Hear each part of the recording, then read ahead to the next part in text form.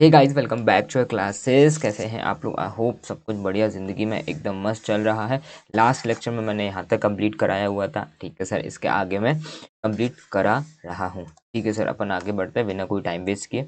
हमारा एक बार मैं बता देता हूँ चैप्टर हमारा कौन सा चल रहा था। चैप्टर नंबर 18 चल रहा था, ऑडिट ऑफ बैंक चल रहा हुआ था। ओके, जल्दी से जाओ, पहले फटाफट एक काम करके आना सर। क्या करना है सर? जल्दी से वीडियो को लाइक करके आओ, फटाफट फटाफट जल्दी से वीडियो को लाइक करके आओ। ओके चलो सर, स्टार्ट करते हैं। और हाँ, बेल आइकन को भी प्रेस करके रखना। बहुत सारी चीज़ें मैं आपको लेके आने वाला हूँ फ्री ऑफ कॉस्ट। यूट्यूब पे जो जो आता जाएगा वो दिखता जाएगा। ठीक है, जैसे जैसे टाइम मिलेगा वो सारी चीज़ें आप लोग करते चले जाएंगे। ओके चलो, सब कुछ परफेक्ट है। हाँ ओके, चलो हम लोग स्टार्ट करेंगे अब यहाँ से। देखो सर, ऑडिटिंग एस्पेक्ट बताना है आपको बैंक के फाइनेंशियल स्टेटमेंट का। एक प्यारी सी चीज़ बताता हूँ। अभी आपके मॉक टेस्ट पेपर MTP या फिर मॉक टेस्ट पेपर बोल सकता हूँ, मॉक क्वेश्चन पेपर ऐसा करके आया हुआ है। किस पे सर? आपकी वेबसाइट पे आ चुका है, कल ही रात को आया हुआ था। तो उसमें मैंने देखा सर पेपर का पैटर्न क्या है। सर पेपर का pattern as it is last attempt में जो आया था वो है। मीन्स 7 मार्क्स के आपके क्वेश्चन आने वाले हैं। कितने आने वाले हैं? 42 मार्क्स के आने हैं। 6 क्वेश्चन आने वाले हैं, ऐसे लिखता हूँ मैं। क्वेश्चन 6 आने वाले हैं 7 मार्क्स के। ठीक है, तो 42 मार्क्स के नहीं, 42 मार्क्स के ये आने वाले। हाँ, और 15 से 18 मार्क्स के क्या थे सर? MCQs थे उसके अंदर। सर MCQs के बारे में तो आपने बताया नहीं है।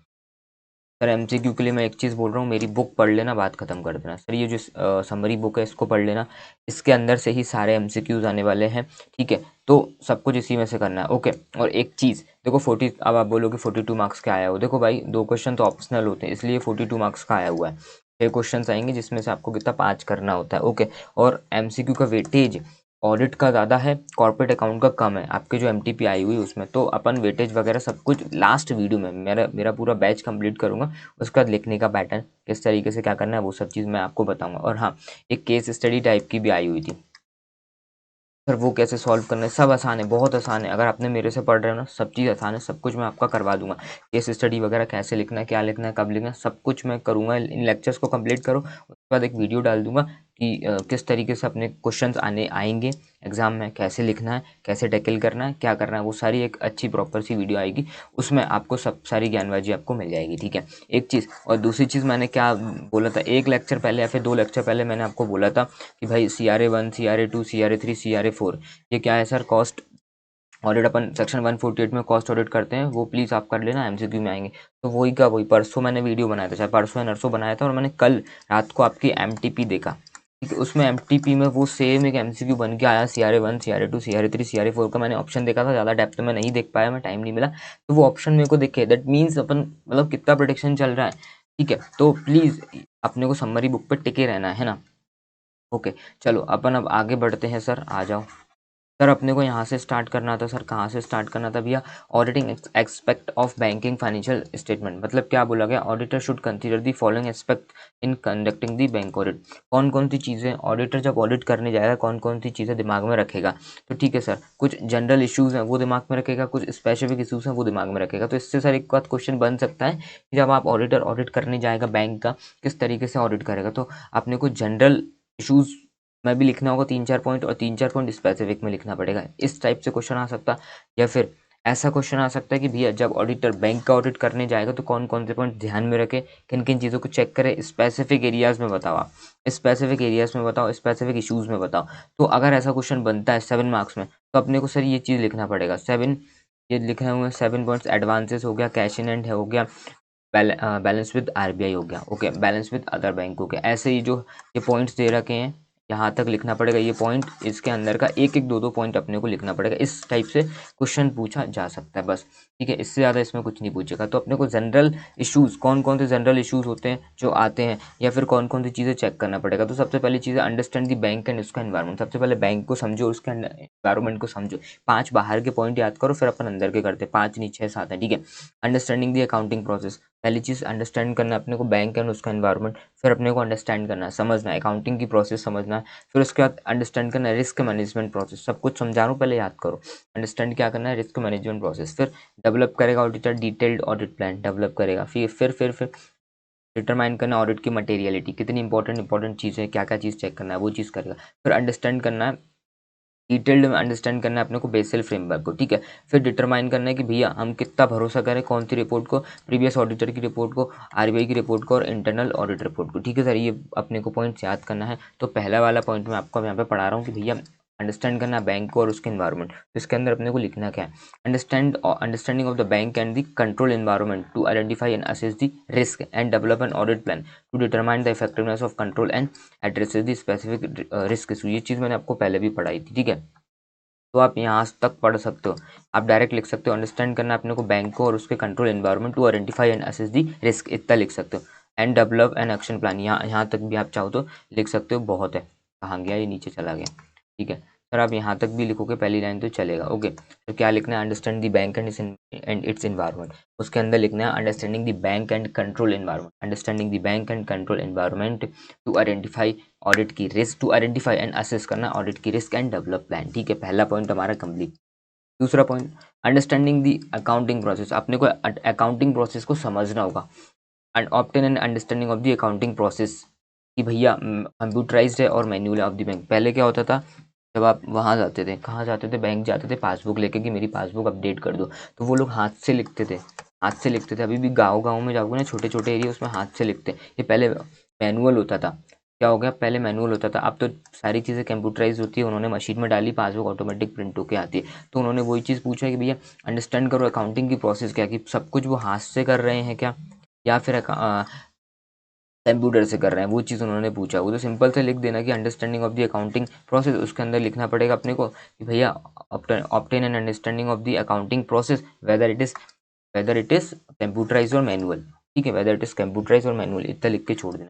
फिर अंडरस्टैंड करना है अपने को risk management process. Sir risk management process का मतलब क्या होता है, और जब भी क्या होता है बैंक कोई पॉलिसीज प्रोसीजर्स रूल्स वगैरह लगाता है, तो कितना वो लोग फॉलो कर पा रहे हैं, उसको कहते हैं भैया रिस्क मैनेजमेंट प्रोसेस कितनी है, ठीक है। ऑब्टेन एंड अंडरस्टैंडिंग, ये क्लियर भी काटना है काट दो, कोई दिक्कत नहीं। सर क्यों काटना है, क्योंकि ऊपर वाला भी सेम हो जाएगा ना।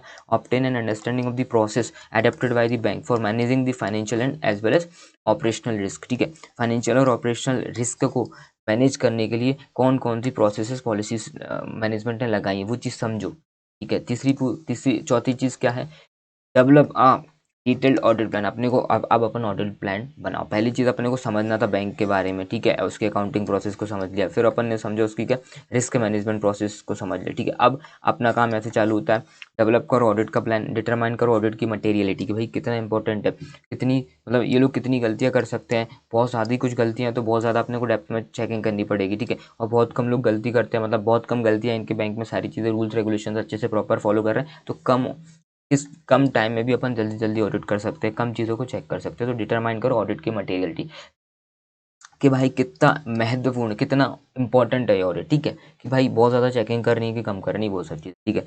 Obtain and understanding of relevant Basel framework. Sir एक बेसल फ्रेमवर्क है, सर एक बेसल फ्रेमवर्क बनाया गया है कि क्या होता है कि सिंपल सा बात है, आरबीआई ने इनको दे दिया भैया इस स्टैंडर्ड फॉर्मेट में आपको आंसर देना है, इस चीज़ को फॉलो करना है, ऐसी रिपोर्ट बनाना है, ये काम करना है, वो करना है। जैसे हमारे अकाउंटिंग में इंडियास होते हैं, अकाउंटिंग स्टैंडर्ड होते हैं, और ऑडिट में स्टैंडर्ड्स ऑन ऑडिटिंग होते हैं, ऐसे ही बैंक के लिए एक बेसल फ्रेमवर्क बता दिया गया कि इस तरीके से आपको काम करना है। तो अपन पहले समझ लो obtain and understanding of the Basel framework. अपन बेसल फ्रेमवर्क को समझ लो किस तरीके से इनको रिपोर्टिंग करनी होती है, फिर अपन इनसे रूल्स रेगुलेशन ने कंप्लाई किया कि नहीं, बेसल फ्रेमवर्क को कंप्लाई किया कि नहीं, वो भी चेक करेंगे। पहले समझ तो लो अपन, ठीक है, ये पॉइंट हो गया। फिर लास्ट में determine the extent of Reliance of audit.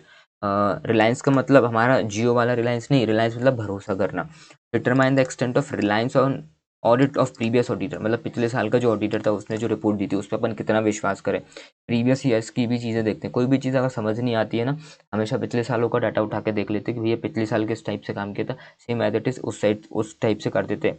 अगर सेम टाइम सेम चीज़ पर अगर अपन ऑडिट कर रहे हैं तो, ठीक है। तो उन्होंने क्या बोला गया कि भैया एक बार चेक कर लेना है, डिटरमाइन कर लेना कि कितने एक्सटेंट तक, कितने गहराइयों में पिछले ऑडिटर की रिपोर्ट को चेक करना है, या फिर आरबीआई ने कुछ रिपोर्ट दी थी उसकी रिपोर्ट को चेक करना है, इंटरनल ऑडिट की रिपोर्ट चेक करना है, मतलब पिछले साल के डाटा पे कितना भरोसा करना है वो चेक कर लेना, ठीक है। जनरल इशूज़ हैं, नॉर्मल से सिंपल से पॉइंट्स हैं, आप याद करना आपको है, ओके। फिर जाते स्पेसिफिक इशू, हो सकता है इसमें से क्वेश्चन आ जाए। तो सबसे पहले सात आठ पॉइंट्स हैं इसके अंदर, तो अपने को याद करना है। सर पहली चीज़ है स्पेसिफिक इशूज़। ऑडिटर जब बैंक में जाएगा क्या क्या चीज़ें चेक करेगा, एडवांसेस को चेक करेगा, एडवांसेस के अंदर 3-4 पॉइंट लिखना है, फिर कैश इन हैंड कितना है वो चेक करेगा, ठीक है। और फिर चीज़ है बैलेंस विद आरबीआई, आरबीआई के पास कितना बैलेंस डिपॉजिट किया है, ठीक है, वो चीज़ चेक करेगा। वो सब मैं आपको समझाता हूँ। बैलेंस विद अदर बैंक, दूसरे बैंक के पास कितना बैलेंस है, हमने कुछ उधार दिया दूसरे बैंक को, ठीक है, वो कितना अमाउंट है वो चीज़ चेक करेगा। Money at call and short notice इसको चेक करेगा, ठीक है। उसके बाद क्या चेक करेगा, fixed asset and other assets को चेक करेगा। थोड़ा सा इसको अपन जूम करते हैं, अगर आपको नहीं दिख रहा है तो क्या अब दिखेगा, ठीक है सर, ओके। सर क्या fix assets and other assets को चेक करना है, फिर बोरोइंग को चेक करना है, डिपॉजिट्स को चेक करना है, कैपिटल को चेक करना है। उसके बाद क्या करना है, रिजर्व्स एंड सरप्लसेस को चेक करना है, बिल्स पेबल को चेक करना है, ठीक है। उसके बाद सर एक और चीज़ है, कंटिंजेंट लाइबिलिटीज़ को चेक करना है, बिल्स फॉर कलेक्शन को चेक करना है। इतनी सारी चीज़ें हैं, तो 5-6-7 पॉइंट याद रखो, क्योंकि 7 नंबर तक क्वेश्चन आ सकता है। स्पेसिफिक इशूज़ कौन कौन से वो पूछ सकते हैं, तो 7 पॉइंट याद रखना, ज़्यादा मत रखना, ठीक है। तो सबसे पहली चीज़ है एडवांसेस। देखो सबसे पहले बैंक में जाएंगे अपन, तो सबसे पहले उसके एडवांसेस चेक करेंगे। कंपनी ने एडवांसेस दिए हैं, किसी को क्या दिया, एडवांसेस दिया, बिजनेस को दिया, तो अपने को 2 पॉइंट याद रख लो इसके अंदर। सर क्या 2 पॉइंट रखना है याद अपने को, इंश्योर करना है कि इंटरनल कंट्रोल, ये छोड़ दो, पहला वाला गड़बड़ दिख रहा है, मतलब मत करो, ठीक है। अपन बहुत इजी पॉइंट उठाएंगे। इंश्योर करो ensure the proper documentation of the account. हमारे जो अकाउंट्स हैं, हमने जो एडवांसेस दिया होता है, किसी को तुमने एडवांस दिया हो, किसी ने बैंक को एडवांस दिया था, तो अपन लिख के रखते हैं, और किसी से वापस भी आया हुआ है, तो ऐसे करके बहुत सारे ट्रांजेक्शन होंगे बैंक के, बहुत सारे लोगों को एडवांसेस दिया होगा, ठीक है। तो ऐसे अपने को चेक करना है भैया books of account proper maintain किए कि नहीं किए, आसान वाला पॉइंट याद करो, ठीक है।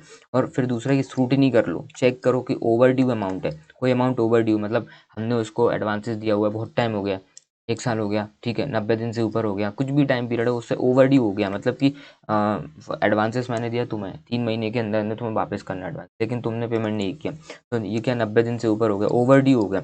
ये होना था 90 डेज के बाद, 91 डे हो गया, 92 93 और हो गया, तुमने पेमेंट नहीं दिया, तो ओवर ड्यू हो गया, तो उसको स्क्रूटिनी करो, भैया ओवर ड्यू हो गया, तुमसे पूछेंगे भैया ओवर ड्यू हो गया, उन्होंने पेमेंट नहीं दिया, क्या रीज़न है, क्यों नहीं दिया, तुमने क्या स्टेप्स लिए, बैंक ने क्या स्टेप लिए कि वो पेमेंट कैसे रिकवर करे, वो सब चीज़ें। And scheme for recovery of such amount, हम उस अमाउंट को कैसे, उन्होंने क्या स्टेप लिया उस अमाउंट को रिकवर करने के लिए। तो 2 पॉइंट इसके याद रखो, एडवांसेस अगर लिया हुआ है, ठीक है, एडवांसेस लिया हुआ है, तो ये पॉइंट भी आप काट दो, इतना याद रखो। Auditor need to review the following चीज़ें रिव्यू करना होगा, इसमें भी आप 2 पॉइंट याद रख दो, 2 पॉइंट काट दो, ठीक है, इजी पॉइंट हो जाएगा। फिर हमारा जाएगा cash in. Sir cash in hand, bank के पास कितना पैसा है, बैंक के पास जो पैसा है उसको अपने को वेरीफाई, किस तरीके से अपन वेरीफाई करेंगे, तो ensure that the internal control is place, मतलब कि जैसे कैशियर होता है, कैशियर के पास कितना पैसा आया, ठीक है, पैसा आता है क्यों आता है, सर डिपॉजिट करते हैं, फॉर एग्जांपल कोई लेके आया पैसा, उसने पैसा दिया कैशियर को, कैशियर ने उसके बैंक अकाउंट में पैसा डाल दिया, तो उसके बाद कैश रखा हुआ है, तो एक शीट बनाते हैं सुबह से शाम तक कि कितना पैसा आया, किसके अकाउंट में कितना पैसा डाला, ठीक है। वो शीट बैंक, क्या वो शीट जो रिकन्सिलेशन शीट है उसको चेक कर लो, और हमारे पास कैश कितना है वो सब चीज़ें चेक करो, क्योंकि कैश ही मेन होता है, हो सकता है एम्प्लॉय उठा के भाग जाए, ठीक है।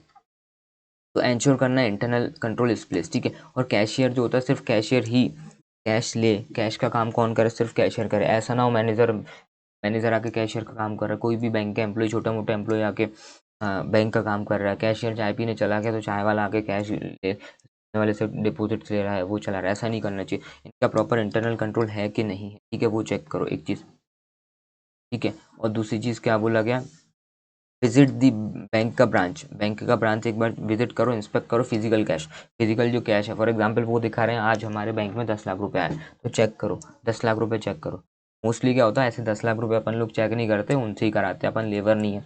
आप क्या करोगे, जैसे 10 लाख रुपए रखा हुआ है ना, एक गड्डी में से कुछ नोट्स निकाल लोगे, अपनी जेब में तो नहीं रखोगे, निकाल के साइड रख दोगे, आप इनसे बोलोगे गिनो कितना पैसा है, वो बोलेंगे भाई फॉर एग्जाम्पल 9,90,000 है, ठीक है, 10 लाख रुपए था टोटल, उन्होंने बोला सर 9,90,000 काउंट करके आ रहा है। अब तुमने जो पैसा निकाला था वो गिन लो, अगर वो 10,000 है दैट मीन्स पूरा 10,000 तुम्हारा है, तो टोटल बोल सकता हूँ कि मैं 10 लाख रुपए। अगर इससे कम आ रहा है तुम्हारा, फॉर एग्जाम्पल 9,000 है, तो भैया फिर से बोलो कि भैया जो 9,90,000 गिना है शायद तुमने कम गिना है, या फिर पैसा ही कम है, ठीक है, मतलब 9,90,000 ही हो, तुम बोल रहे हो कि भाई 10 लाख है, इस तरीके से बैंक में काउंटिंग होती है।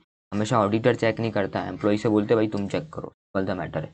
अपन तो कुछ पैसा निकाल के साइड रखते हैं, बाद में उस छोटे से अमाउंट को गिनते हैं, ओके। तो 2 पॉइंट लिख सकते हो कि भैया विजिट करो ब्रांच को, ब्रांच जहाँ पे भी, और इंस्पेक्ट करो फिजिकल कैश को, and ensure that it tallies with the bank cash book, balance के बैंक अपनी कैश बुक बनाएगा कितना कैश है, वो सब चीज़ें 2 पॉइंट इसके याद रख लो, बहुत है। ठीक है, तीसरा रखना है, तीसरा भी रख सकते हो कि वेरीफाई कर लो amount of foreign currency held by bank, इतना भी लिख सकते हो, वेरीफाई कर लो। एग्जामिन लिखना है, एग्जामिन लिख सकते हो। ठीक है, क्या बोला, फॉरेन करेंसी बैंक के पास कितनी, हर बैंक कोई सारे के सारे बैंक फॉरेन करेंसी नहीं रखती है। ठीक है, तुम अपने एरिया में जाना सर बोलना अपने को डॉलर में कन्वर्ट करना है, ऐसे नहीं होगा। ठीक है, बहुत कम ऐसे बैंक्स होते हैं, दिल्ली वगैरह में जाओगे वहाँ तुम्हें मिल जाएंगे, एसबीआई वगैरह स्पेसिफिक ब्रांचेस होती हैं जहाँ पे फॉरेन करेंसी रखे जाते हैं। ठीक है, हर किसी बैंक में नहीं मिलेगा। ठीक है, 2 पॉइंट होगा। तीसरा पॉइंट है बैलेंस विद आरबीआई, आरबीआई के पास कितना बैलेंस डिपॉजिटेड, वो चीज़ चेक करना होगा अपने को। सर कैसे वो चेक करना होगा, सर बैंक आरबीआई के पास पैसा क्यों रखा होता है, देखो कोई भी बैंक अगर तुम खोलते हो, अपन तो नहीं खोलते, छोटे मोटे लोग हैं, कोई भी व्यक्ति अगर बैंक खोलता है तो क्या होता है, डिपॉजिट करना होता है उतना अमाउंट हमारे आरबीआई के पास, ये रूल्स एंड रेगुलेशंस होते हैं। 1,000 करोड़ का काम करना है तो एक स्पेसिफिक अमाउंट आरबीआई के पास रखना पड़ेगा, तब जाके आप काम कर सकते हो सिक्योरिटी के लिए। ठीक है, तो आरबीआई के पास पैसा रखा हुआ है तो आरबीआई से कंफर्मेशन लेटर ले लो, आरबीआई कंफर्मेशन लेटर देगा, कंफर्मेशन सर्टिफिकेट देगा कि हाँ पंजाब नेशनल बैंक का इतना पैसा रखा हुआ है, तो एक कंफर्मेशन लेटर देगा। ठीक है, वो आप एक बार चेक कर लो, bank confirmation certificate from RBI, bank का कंफर्मेशन सर्टिफिकेट चेक कर लो, और रिकन्सिलेशन स्टेटमेंट चेक कर लो कि भैया कितना पैसा दिया, किस हर साल कितना पैसा अपन दे रहे हैं उसको सिक्योरिटी के लिए, और कितना पैसा अपन उससे वापस भी ले रहे हैं सिक्योरिटी के रूप में वापस ले रहे हैं, एक्सेट्रा एक्सेट्रा, ये सब चीज़ें चेक कर सकते हो। और आरबीआई से भी अपन लोन लेते हैं, बैंक को अगर शॉर्टफॉल है भैया पैसे की ज़रूरत है तो आरबीआई से भी लोन ले सकता है, और आरबीआई को रिक्वायरमेंट है तो आरबीआई लोन ले भी सकता है। तो वो रिकन्सिलेशन स्टेटमेंट चेक कर लो कितना लिया कितना दिया, सिंपल है। हमने अभी तक कितने पॉइंट पढ़ लिए सर, एक एडवांसेस पढ़ा, दूसरा मैंने कैश इन हैंड पढ़ाया, तीसरा मैंने बैलेंस विद आरबीआई, इसके अंदर हमने 2-2 पॉइंट पढ़े, बस बहुत है। ठीक है, अब आगे बस बहुत है का मतलब है 3 पॉइंट सफिशिएंट है, मतलब 3 पॉइंट के अंदर 2-2 पॉइंट है वो सफिशिएंट है। अभी चौथा पॉइंट पढ़ो, कम से कम 6 पॉइंट अपने को रटना है। ठीक है, bank with balance with other bank, sir other bank के पास बैलेंस क्यों हो सकता है, देखो भाई अदर बैंक भी हमसे पैसा ले सकता है, क्यों रिक्वायरमेंट है भाई, ले सकते हो, बिल्कुल ले सकते हो, शॉर्ट टर्म लोन लेना लोन ले सकते हो, कोई दिक्कत नहीं। दूसरा बैंक, एक बैंक दूसरे बैंक से लोन ले सकता है, लोन दे सकता है, कैश के लिए मदद कर सकता है, आज हमारी ब्रांच में कैश नहीं है तो दूसरे बैंक से ले सकते हो। तो क्या बोला गया, एग्जामिन करना large transaction and balances with bank outside India. अच्छा, आउटसाइड इंडिया के बैंक के साथ कुछ भी ट्रांजेक्शन हो रहा है, लार्ज ट्रांजेक्शन हो रहा है कि भैया 1,000 करोड़ रुपए स्विस बैंक में डाला गया हमारे इंडियन बैंक से, ठीक है, क्योंकि उसको लोन चाहिए था। तो अगर जो लार्ज लार्ज ट्रांजेक्शन्स हैं वो एक बार चेक करो आउटसाइड इंडिया वाले बैंकों के साथ, हमारे इंडिया वाले बैंक के साथ, जिस बैंक का आप ऑडिट कर रहे हो। ठीक है, एक पॉइंट याद रखो। दूसरा याद रखो, ensure that they are converted at a market rate. India के बाहर डॉलर चलता है मोस्टली, देखो जो कन्वर्ट होते चीज़ें डॉलर में होता है, क्योंकि एक स्टैंडर्ड करेंसी है डॉलर। ठीक है, पावरफुल करेंसी है डॉलर, तो जो हमारा इंटरनेशनल मार्केट होता है डॉलर डॉलर डॉलर ही चलता है। ठीक है, हम जो रेट लेते हैं हम मोस्टली बोलते हैं एक एक डॉलर में इतना रुपया हुआ, एक डॉलर में इतना रुपया हुआ, तुमने हमेशा यही चीज़ सुना, तुमने ये नहीं सुना होगा एक येन में कितना रुपया हुआ, ठीक है, इस टाइप से एक यूरो में कितना रुपया हुआ, ये सब चीज़ें तुमने नहीं, वो तुमने हमेशा डॉलर सुना होगा। तुमने जब तुम जी बिजनेस भी देखते होगे, स्टॉक मार्केट अगर तुम देखते होगे, स्टॉक मार्केट में इंटरेस्ट रखते होगे, तुम जी बिजनेस देखते होगे, तो वहाँ पे भी ऐसा होता है कि भैया डॉलर एक डॉलर में कितना रुपया आ रहा है, मोस्टली ये सब चीज़ चलती क्यों चलती, क्योंकि ये इंटरनेशनल करेंसी है, इसको सबसे ऊपर रखा गया।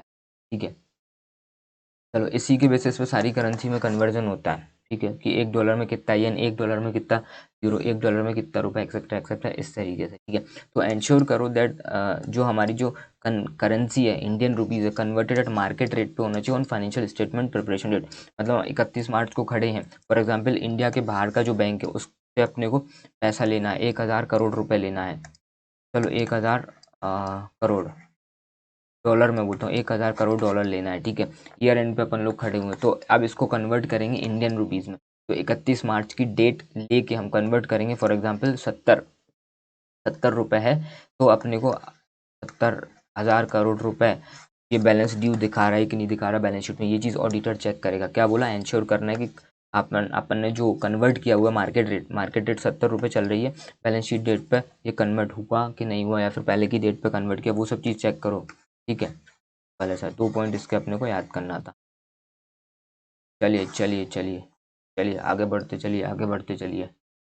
अब अपन लेते हैं फिफ्थ वाला पॉइंट। फिफ्थ वाले पॉइंट में क्या बोला गया, money at call and short notice. Sir money at call and short notice क्या होता है, मनी एट कॉल का मतलब होता है, मनी एट कॉल का मतलब होता है आज कैश की रिक्वायरमेंट है, कैश शॉर्टेज हो गया बैंक में। ठीक है, लोग बाग बहुत सारे लोग आ गए कैश निकालने के लिए, तो कैश नहीं है, तो एक दिन के लिए पैसा लिया जाता है, यहाँ पे मैंने लिखा हुआ एक दिन के लिए एक बैंक दूसरे बैंक से पैसा लेता है तो उसको बोलते हैं money at call. Money at call, call मतलब एक दिन के लिए क्रेडिट लिया एक बैंक।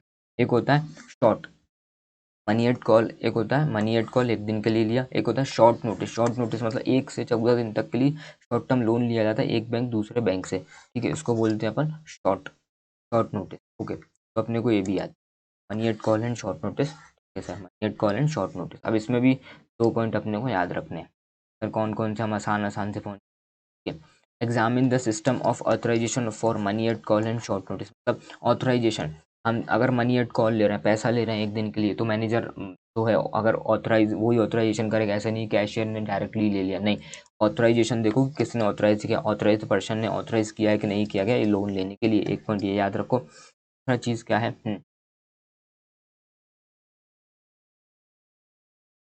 दूसरा पॉइंट ये वाला याद कर सकते हैं अपन, एंश्योर दैट कॉल जो लोन्स लिए हुए, call loan made by the bank are not netted off against call loan received by it. मतलब बोला गया जो कॉल लोन अपन कॉल जो लोन्स अपन ने लिए हैं कैन नॉट उनको नेटेड ऑफ मत करना कॉल लोन जो रिसीव्ड हो उसके अगेंस्ट में, ठीक है, सिंपल से दोनों पॉइंट अपने को। ओके, चलो 2 पॉइंट अपने को इसके याद करना है। फिर अपन अगले पे आते हैं, fix assets and other asset. Fix assets में तुम्हें क्या देखना है, फिक्स एसेट्स में फिक्स एसेट के अपन 2 पॉइंट ये याद कर सकते हैं, भैया प्रॉपर या फिर ensure that proper accounting method of bank is appropriated ownership document, नहीं इसको काट दो, ठीक है। अपन चलो ये वाला देखो, दूसरा वाला पॉइंट है, ठीक है, examine sale deed in relation to sales of asset by bank. Examine करो सेल डीड, मतलब कि एक प्लांट है, मशीन है, प्लांट मशीन तो होगी नहीं, ठीक है, बिल्डिंग है या फिर लैंड है, कुछ भी चीज़ है अगर बेचा है, बैंक के पास लैंड था या फिर इन्वेस्टमेंट करते हैं, लैंड होगा बिल्डिंग होगा कुछ भी चीज़ है, अगर उसने कोई भी चीज़ बेची है तो सेल्स की डीड देखते हैं, मतलब रजिस्ट्री के प्रॉपर एक बार चेक करो भाई 1 लाख रुपए की बेची हुई है तो तुमने बुक्स ऑफ अकाउंट में 1 लाख रुपए लिखा कि नहीं लिखा है, सिंपल तो एक पॉइंट याद करो, ठीक है। फिर दूसरा है इंश्योर करो appropriateness of basis of revaluation of fix asset. अगर कोई भी फिक्स एसेट को अगर आपने रिवैल्यू किया हुआ है तो अकाउंटिंग स्टैंडर्ड्स के हिसाब से होना चाहिए, या फिर बैंकिंग रेगुलेशन एक्ट अगर कुछ और बोलता है उस हिसाब से किए कि नहीं किया गया, वो आपको इंश्योर करना होगा। 2 पॉइंट देखो बस बहुत है, फिक्स एसेट से रिलेटेड। फिर आएगा हमारा बोरोइंग, तब बोरोइंग उधार, बैंक उधार ले सकता है, बिल्कुल ले सकता है। तो इसमें क्या दे रखा है, ठीक है, एंश्योर ये वाला लगता है, सेकंड और थर्ड वाला पढ़ते हैं। Ensure that the rate of interest is commensurate with the duration of boring. मतलब कि अगर अगर कुछ भी बोरोइंग्स लिया हुआ है, फॉर एग्जांपल मैंने बैंक से बोरो किया हुआ पैसा, इंटरेस्ट रेट किस हिसाब से होनी चाहिए, इंटरेस्ट रेट ऐसे होती है, अगर शॉर्ट टर्म के लिए पैसा लेते हैं तो कम इंटरेस्ट रेट लगता है, लॉन्ग टर्म के लिए लेते हैं तो ज़्यादा रेट ऑफ इंटरेस्ट लगता है। सर ऐसा क्यों होता है, क्योंकि देखो 10 साल के लिए पैसा लिया तो बैंक के लिए 10 साल की रिस्क है कि 10 साल के बाद पैसा आएगा, तो रेट ऑफ इंटरेस्ट ज़्यादा होगी। और शॉर्ट टर्म के लिए लिया 1 साल के लिए अगर तुमने लोन लिया हुआ है बैंक से तो 1 साल की रिस्क है तो कम रेट ऑफ इंटरेस्ट कम होगा। तो इंश्योर करना है कि जो रेट ऑफ इंटरेस्ट है commensurate with the duration of rate. Commensurate का मतलब था अकॉर्डिंग टू मतलब कि इसके हिसाब से कि ड्यूरेशन ऑफ बॉन्ड के हिसाब से रेट ऑफ इंटरेस्ट लगाया कि नहीं लगाया, ठीक है। वेरीफाई करना है whether the borrowing at money at call and short notice are properly authorize. वही ऊपर वाला अपन ने money at call and short notice में पढ़ा था कि भैया ये मनी एट कॉल तो तुमने पैसा लिया है और शॉर्ट नोटिस का पैसा लिया है तो वो प्रॉपर ऑथराइज होना है, ये पॉइंट। ओके, यहाँ तक अपना कंप्लीट है, ठीक है। फिर अपन बात करते हैं एच वाले पॉइंट पर। इस पे बात करते हैं अपन एच। देखो कितने पॉइंट हो गए हमारे, 5 तो ऊपर हो गए थे, ये हमारा 6 वाला हो गया, ठीक है सर, ये हमारा 7 वाला पॉइंट हो, ये हमारा 7 हो गया, ये हमारा 8 हो गया, 8 पॉइंट हो चुके हैं। अगर आप चाहें तो आगे का कर सकते हो, नहीं करना चाहें तो आप चाहें तो छोड़ सकते हो, ठीक है।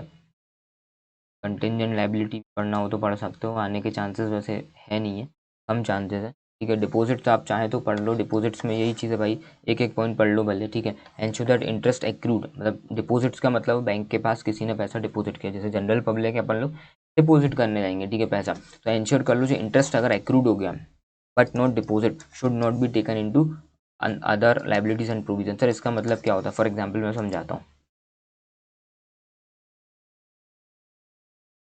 मैंने बैंक में डिपॉजिट किया, डिपॉजिटेड टू बैंक, कितना 1 लाख 1 लाख रुपए मैंने बैंक में डिपॉजिट कर दिया सर। अब बैंक के पास पैसा है, बैंक मुझे इंटरेस्ट देगा कि मैं हूँ, ठीक है, बैंक मुझे इंटरेस्ट देगा। बैंक बोलता है कि मैं हर 31 मार्च को इंटरेस्ट दूंगा। आई होप आपको दिख रहा है नहीं? बैंक बोल रहा है कि मैं 31 मार्च को आपको क्या दूंगा, इंटरेस्ट दूंगा, ठीक है, हर 31 मार्च को दूंगा। लेकिन आज मैं क्या खड़ा हूँ, अगर मैं 30 सितंबर को खड़ा हूँ, चलो एग्जाम्पल को मैं चेंज करता हूँ। बैंक बोलता है कि मैं आपको 31 मार्च की जगह मैं 31 जून को, हर 31 जून को साल के ख़त्म होने के बाद 2-3 महीने के बाद में 31 जून को आपको इंटरेस्ट दूंगा, ठीक है। 1 लाख रुपए लिया हुआ है। अब मैं 31 मार्च को ऑडिट करने आया, 31 मार्च को ऑडिट करने आया। मैं कब आया सर? 31 मार्च को, 31 मार्च यार, 31 मार्च को मैं ऑडिट करने आया हूँ, ऑडिटर ऑडिट करने आया हुआ है। तब वो देख रहा है कि इसका जो इंटरेस्ट है एक्रू होगा, एक्रू होगा, एक्रू हो गया। एक्रू का मतलब हो गया कि मैंने डिपॉजिट किया यहाँ से, ये हमारी 31 मार्च तो यही थी, ठीक है। उसके बाद है हमारी 31 जून, ठीक है, ये लास्ट में हमारी 31 जून है, ठीक है। अब मैं यहाँ पे खड़ा हूँ, ठीक है, पूरे साल क्या होगा, इंटरेस्ट ड्यू होगा। 1 लाख के मान के चलो 10,000 रुपये का इंटरेस्ट ड्यू हो रहा है, ठीक है, 10,000 का ड्यू हो रहा है। लेकिन एक्रू हो गया क्या, एक्रू ये क्या हो रहा है, धीरे धीरे accrue accrue accrue accrue accrue होते जा रहा है। लेकिन पेबल होगा कब अपने को पे करना है, 31 जून को। तो यहाँ पे लाइबिलिटी होगी कि भैया तुमको 10,000 प्लस कितना, 11,000 मान के चल रहा हूँ, 11,000 होगा। यहाँ पे अपन बैलेंस शीट में आउटस्टैंडिंग लाइबिलिटी दिखाएंगे कि अपने को 11,000 पे करना है। लेकिन 31 मार्च को कुछ नहीं दिखाएंगे, क्योंकि वो क्या हो रहा है, इंटरेस्ट पे इंटरेस्ट अभी बन रहा है, कैलकुलेट होता जा रहा है। यहाँ पे है ना, कहाँ था, इंटरेस्ट एक्रू होते जा रहा है, इंटरेस्ट एक्रू हो रहा है, मतलब बनता जा रहा है, इकट्ठा होता जा रहा है, इकट्ठा होता रहा है। जिस दिन पेएबल होगा, जिस दिन अपन पे करेंगे, उस दिन अपन अपनी बैलेंस शीट में लिखेंगे कि लाइबिलिटी इसको पे करना है। अगर आपने पे कर दिया तो लाइबिलिटी हट जाएगी, पे किया तो उस दिन जाके लिखेंगे कि हमारी पे लाइबिलिटी आ रही। तो 31 जून को हमारी लाइबिलिटी होगी, उससे पहले एक्रू होता चला जाएगा। तो उन्होंने वही चीज़ बोला कि अगर इंश्योर करना है अपने को कोई भी डिपॉजिट है, उसका अगर इंटरेस्ट एक्रू हुआ है, मतलब अभी देना नहीं है, पेमेंट नहीं हुआ, पेएबल नहीं है, सिर्फ एक्रू होता जा रहा है, मतलब उसका एक्यूरेट वो क्या बोलते हैं, एक्यूमुलेट होता जा रहा है, इकट्ठा होता जा रहा है, इकट्ठा, बट नॉट ड्यू नहीं हुआ है, तो उसको अपन लाइबिलिटी में, ठीक है। बस एक पॉइंट इसका याद रखो। कैपिटल के बारे में, कैपिटल है, कैपिटल जो होती है बैंक की, जो कैपिटल होती है, तो उसमें एक पॉइंट याद रखो, एग्जामिन करो ओपनिंग बैलेंस ऑफ कैपिटल। पिछले साल का ओपनिंग बैलेंस हमने सही लिया के नहीं लिया क्या, ठीक है, एक पॉइंट ये रख लो, ठीक है। हाँ, और दूसरा पॉइंट ये रख लो कि एग्जामिन कर लो कुछ गवर्नमेंट का नोटिफिकेशन और any fresh contribution from them. Government ने मान के चलो 1,000 करोड़ की कैपिटल और लगा दी बैंक में, क्योंकि उनको डिजिटलाइजेशन करना है और ब्रांचेस खोलना है और आगे बढ़ाना है, सारी चीज़ें बहुत अच्छे से, सिक्योरिटी भी इनको बढ़ाना है। तो उन्होंने क्या किया, उन्होंने क्या किया भैया, फ्रेश कंट्रीब्यूशन दे दिया। तो गवर्नमेंट का नोटिफिकेशन भी चेक कर लो, कुछ फ्रेश कंट्रीब्यूशन आया है तो उसको भी क्या करना है, बैलेंस शीट में इन्होंने दिखाया कि नहीं दिखाया गया उतना पैसा, और उतना पैसा गवर्नमेंट ने दिया कि नहीं दिया, ठीक है। इतने पॉइंट करोगे इनफ है। रिजर्वेशन सरप्लस छोड़ दो, किसी काम का नहीं है। बिल्स पेबल आप छोड़ दो, किसी काम का नहीं है, ठीक है। ये वाला हो गया। कंटिजेंट लायबिलिटी भी छोड़ दो, किसी काम की चीज़ नहीं। बिल्स पेबल भी छोड़ दो, किसी काम की। और यहाँ पे आप लव लेटर लिखने के लिए, चलो ये चैप्टर मेरा कंप्लीट हो गया। 28 मिनट में हमने इसको भी निपटा दिया, ओके। चलो चैप्टर नंबर 19 और मैं आज निपटाने वाला हूँ। चैप्टर नंबर 19 और चैप्टर नंबर 20 हम लोग निपटा देंगे इस लेक्चर में, ठीक है सर। चैप्टर नंबर 19 में क्या है सर? चैप्टर नंबर 19 में cooperative society, audit of cooperative society. Sir audit of cooperative society का ऑडिट करना है सर। कोऑपरेटिव सोसाइटी क्या होती है सर? कोऑपरेटिव सोसाइटी क्या होती है सर? कोऑपरेटिव सोसाइटी का मतलब क्या होता है? फॉर एग्जांपल मैं अपन अपन 10-12 लोग मिलकर एक सोसाइटी बना ली, ठीक है। ऐसे ही कुछ भी काम करना है अपने को, कुछ भी ट्रस्ट, जैसे ट्रस्ट होता है वैसे ही अपन सोसाइटी वगैरह बनाते हैं, ठीक है।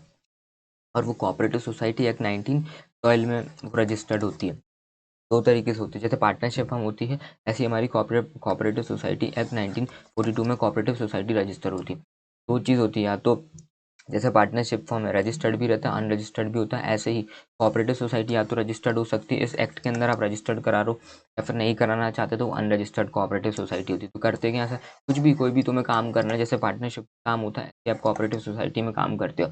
मेनली क्या होता है, जैसे धर्मशाला वगैरह होती है तो उसके लिए कोऑपरेटिव सोसाइटी बना देते हैं, मंदिर अगर होता है तो उसकी कोऑपरेटिव सोसाइटी बना देते हैं। जैसे मंदिर है तो मंदिर में 10-15 मेंबर है, तो आपस में 15 मेंबर मिल गए, वो पैसा देते हैं मंदिर को, मंदिर के डेवलपमेंट के लिए। धर्मशाला है तो धर्मशाला चलाने के लिए पैसा देते हैं। तो ये 15 जो लोग हैं तो पार्टनरशिप में काम नहीं करना चाहते, सिंपल सा बात है, कोऑपरेटिव सोसाइटी पेपर में दिखाने के लिए दिखा देते, कोऑपरेटिव सोसाइटी रजिस्टर्ड कर ली, ठीक है, ये चीज़ होती है बस, और कुछ भी नहीं है। बस पार्टनरशिप जैसा है, ट्रस्ट जैसा है, मैं बोल सकता हूँ बिल्कुल। ट्रस्ट जो होता है, ट्रस्ट बनता है ना, सेम एज इट इज पूरा पार्टनरशिप को भी साइड रखो, ट्रस्ट के सारे जितने रूल्स होते हैं एक कुछ कुछ को छोड़ के सेम एज इट इज इस पर भी लगते हैं, इसी जैसी चीज होती है, ठीक है सर। कोऑपरेटिव सोसाइटी का 4 मार्क में दिसंबर 18 में आया हुआ है, तो कौन सा क्वेश्चन, ये वाला क्वेश्चन। अब इन्होंने क्या बोल गया, it is an association of person person join for common economic benefit, मतलब कॉमन इकोनॉमिक बेनिफिट के लिए लोग बाग इकट्ठे होते हैं, धर्म वगैरह का काम होता है मोस्टली सब चीज़ों में। By making a business organization, वो बिजनेस ऑर्गेनाइजेशन बिजनेस भी करते हैं, जैसे भाई कोई संस्थान चलाते हैं, ठीक है, ये सब चीज़ें करते हैं, बहुत ज़्यादा कुछ वो नहीं है, चैरिटी वगैरह करते हैं, गरीबों को खाना खिलाते हैं, वो सब ये सारे काम करते हैं, ठीक है, मतलब वो मोस्टली बिजनेस ही करते हैं, सिंपल सा मैटर है, बस लोग बाग जुड़ जाते हैं। कोऑपरेटिव सोसाइटी एक्ट 1912 इसको चलाता है, ठीक है। अब भाई तुम जब ऑडिट करने जा रहे हो, देखो इन्होंने क्या क्वेश्चन बोला गया, इन्होंने क्या बोला, शॉर्ट नोट लिख दो कोऑपरेटिव सोसाइटी के ऊपर, तुम लिख देना है तो ये शॉर्ट नोट में क्या, मतलब शॉर्ट नोट में तुम ऑडिटर क्या है, ऑडिट करने जाएगा, क्या क्या चीज़ें चेक करेगा, सिंपल सा मैटर है, ये अपने को लिखना है। तो कैश बुक चेक करेगा, ठीक है, स्टॉक रजिस्टर चेक करेगा, register of assets and investment check करेगा, register of fix deposit check करेगा, रजिस्टर ऑफ श्योरिटी चेक करेगा, ठीक है, ठीक है, ठीक है, ठीक है, ठीक, ये सारी चीज़ें करेगा सर। क्या सर, क्या करेगा सर, ये सारी चीज़ें करेगा, करने तो कोई दिक्कत नहीं सर। इसको याद कैसे करना है, याद करने के लिए ये चीज़ें CSRRR, CS company secretary, RRR, इस तरीके से अपने को याद करना है। तो पहला आएगा हमारा C, फिर दूसरा S, फिर RRR, इस तरीके से याद करना है। तो कैश बुक पे, कैश बुक में एक पॉइंट लिखना है भैया, cash book is to be maintain, it may be maintain to record a particulars regarding cash receipt and expenses, ठीक है, बस इतना सा याद रखो कि कैश, इन्होंने क्या किया पता, एक्सप्लेन कर दी कि भैया कैश बुक क्या होती है, स्टॉक रजिस्टर क्या होता है, तुम इस तरीके से लिख सकते हो। ऑडिटर जब ऑडिट करने जाएगा तो कैश बुक चेक करेगा, तो क्या लिखना है, ऑडिटर शुड चेक या फिर ऑडिटर शुड एग्जामिन क्या, कि maintenance of records regarding cash receipt and expenses, भैया कैश कितनी रिसिप्ट हुई है, कैश में कितना एक्सपेंस क्या क्या, वो वेरीफाई कर ले, वो एग्जामिन कर ले, ठीक है, पहली चीज़। दूसरी चीज़ है स्टॉक रजिस्टर, ऑडिटर शुड क्या करे, देखो इन्होंने तो समझा दिया कि स्टॉक रजिस्टर क्या होता है। स्टॉक रजिस्टर में जितना भी स्टॉक हमारे पास है, पर्टिकुलर्स हर एक डिटेल, हर एक आइटम वाइज डिटेल दे दी जाती है। तो इसमें अपन ये भी लिख सकते हैं कि भैया ऑडिटर शुड चेक करे सारा का सारा stock, inventories and stock from the stock register, इस तरीके से कर सकता है। या फिर दूसरी लाइन ये भी लिख सकता है, ऑडिटर शुड वेरीफाई या फिर examine stock, physical stock with stock register, ठीक है, ये भी आप लिख सकते हो। फिर तीसरी चीज़ है register of assets and investment, asset जितने भी आपने एसेट खरीदे तो उसका रजिस्टर बनाओगे, तो ऑडिटर शुड वेरीफाई करे जो एसेट्स सामने फिजिकली एसेट्स को देखे, विथ वेरीफाई विथ जो स्टॉक रजिस्टर है, इन्वेस्टमेंट रजिस्टर, उससे वेरीफाई करे, बस, ठीक है। अब इन्वेस्टमेंट में एक चीज़ और है, अगर आपने इन्वेस्टमेंट किया है तो इंटरेस्ट वगैरह आ रहा होगा, तो ये पॉइंट भी लिख सकते हैं, auditor should verify the interest from the investment weather दी, ऐसा लिखो, weather the interest from investment has be received और नॉट, TDS इज डिडक्टेड और नॉट, ये अपन ने पहले भी पढ़ा था, वो पॉइंट लिख सकते हो। सिंपल पॉइंट्स हैं, आप अपनी लैंग्वेज में लिख सकते हो, लेकिन जो हाईलाइटेड जो मोटे मोटे जो पॉइंट है ना, ये तो आपको लिखना ही पड़ेगा। Register of fix deposit, fix deposit का मतलब है जनता, आम जनता आती है, आम जनता नहीं आती, ये कोऑपरेटिव सोसाइटी में मेंबर्स जो होते हैं डिपॉजिट करते हैं पैसे, कि भाई 10,000 तू दे, 10,000 तू दे, 10,000 तू दे, अपने पास 30,000 रुपये हो गए, अब अपन को कुछ काम करना है, धर्म के काम में लगाना है, वहाँ लगा दो, जो अपन बिजनेस कर रहे हैं वहाँ लगा दो, ये सब चीज़ें। तो उन्होंने बोला है कि भैया जो भी डिपॉजिट्स आती हैं तो एक रजिस्टर ऑफ डिपॉजिट बनाओ, उसमें लिखो कि इसने इतना पैसा दिया, इसने इतना पैसा दिया, ठीक है। तो एक बार तो वो जो पैसा आएगा कैश, फॉर एग्जांपल 30,000 रुपये आया, तो ऑडिटर प्लीज़ वेरीफाई करो, एग्जामिन करो कि जो 30,000 रुपये आया है कैश में है तो कैश गिनवा लो 30,000, और जो अपना डिपॉजिट रजिस्टर उसमें चेक करो कि 30,000 रुपये आए कि नहीं, वो चीज़ के बारे में बात कर दी। ठीक है, इनके बारे में आप बोल सकते हो, ये लाइन आप लिख सकते हो, चल जाएगा। ठीक है, और बाकी ये वाली भी लाइन लिख सकते हो जिसमें लिखी है society which is authorize by its bylaw. Bylaw का मतलब होता है रूल्स रेगुलेशन जो एक कोऑपरेटिव सोसाइटी को चलाएगी, bylaws. Society which is authorize bylaws to deposit from the members and non members a register of fix deposit में भी मेंटेन। वही चीज़ लिखा गया कि जैसे जो कोऑपरेटिव सोसाइटी उसके लॉ ने बोला गया कि आप इस मेंबर से पैसा आप मेंबर से पैसा ले सकते हो, नॉन मेंबर से ले सकते हो, इस लिमिट में ले सकते हो, उस लिमिट में आप ले सकते हो। ठीक है, तो आप उसका पैसा आपने लिया है तो आप एक बार क्या है फिक्स डिपॉजिट रजिस्टर में उसको लिखो और उसको वेरीफाई करो, चेक करो। ठीक है, बाय लॉस का अपन यहाँ पे मतलब लेंगे कि रूल्स रेगुलेशन बनाएंगे, भैया ये रूल है, ये मेंबर ये काम कर सकता है, मिनिमम हमारे इतने मेंबर होंगे, मिनिमम कितने 7 मेंबर होते हैं वैसे, तो अपन बाय लॉस मतलब रूल्स रेगुलेशन में लिख सकते हैं कि हमारे मिनिमम मेंबर 10 होंगे, ये इतनी कैपिटल कंट्रीब्यूट कर रहे हैं, एक्सेट्रा एक्सेट्रा, इसको कहते हैं बाय लॉस। ठीक है, रूल्स एंड रेगुलेशन, जैसे पार्टनरशिप एक्ट में पार्टनरशिप डीड होती है, यहाँ पे बाय लॉस होता है। ओके, फिर लास्ट में है register of sureties. Register of surety का मतलब हो गया, फॉर एग्जाम्पल एक मेंबर ने क्या किया है, एक मेंबर ने क्या लोन लिया है, या ठीक है क्या लिया सर, लोन वगैरह लिया है किससे लिया हुआ है, कोऑपरेटिव सोसाइटी से। ठीक है, तो उसके उसकी उसकी गारंटी, उसकी श्योरिटी 2 अदर मेंबर और देंगे, भैया हाँ भाई इस बंदे को आप लोन दे सकते हो। ठीक है, तो अगर आपने ऐसा कुछ दिया है तो क्या करेंगे, रजिस्टर ऑफ श्योरिटी रखेंगे कि इस व्यक्ति को लोन दिया गया है। ठीक है, मेंबर्स को दिया है, फिर नॉन मेंबर्स को दिया, आपने जिसको भी दिया तो उसके लिखा 2 लोगों की श्योरिटी लिखी, गारंटी दी गई 2 लोगों ने कि हाँ भाई आप इस व्यक्ति को लोन दे सकते हो। तो जिस जिसने श्योरिटी दी होगी लिखा होगा कि भैया हमने श्योरिटी दी, तो आप जिसने श्योरिटी दी वो एक बार आप चेक कर लो रजिस्टर से, और सामने वाले बंदे से भी पूछ सकते हो, तो वो चीज़ आप अपनी लैंग्वेज में लिख सकते हो, अंदर का पॉइंट चलेगा, कोई दिक्कत नहीं, आपको फुल मार्क्स मिल जाएंगे। ठीक है, ये हमारा शॉर्ट नोट्स है regarding cooperative society. Cooperative society का ऑडिट कैसे हो सकता है, ये पॉइंट घुसेड़ देना आपका काम हो जाएगा। ठीक है, फिर कुछ जनरल पॉइंट्स हैं, ये एमसीक्यू के लिए बहुत इंपॉर्टेंट है सर, एमसीक्यू के लिए हो सकता है एक एमसीक्यू आपको देखने को मिल जाए इसके अंदर से। ये जो जनरल पॉइंट्स मैं पढ़ा रहा हूँ याद मत करना, बस एमसीक्यूज के लिए अपने को रखना। ये 8 पॉइंट मैं यहाँ पे पढ़ा रहा हूँ। ठीक है, 8 पॉइंट पढ़ा रहा हूँ, एमसीक्यू के लिए अपने को रीड करना है, उसके बाद एक क्वेश्चन आया हुआ है वो अपने को लर्न करना है। ठीक है, ये वाला, और उसके बाद हमारा चैप्टर खत्म हो जाएगा। फिर चैप्टर 20 बचा है, वो छोटू से इतना सा चैप्टर है, नन्ना मुन्ना। ठीक है, ये चीज़ पढ़ना है। चलो आ जाओ, एमसीक्यू के लिए कुछ चीज़ें पढ़ा देता हूँ मैं आपको। देखो हमारी जो कोऑपरेटिव सोसाइटी 2 तरीके की होगी, कि एक होगी रजिस्टर्ड, एक होगी अनरजिस्टर्ड। ठीक है, तो उन्होंने क्या बोला कि restriction on shareholding, shareholding पे सुनना जरा ध्यान से, दिमाग में रखना, इन पॉइंट्स को एमसीक्यू के लिए आ सकते हैं।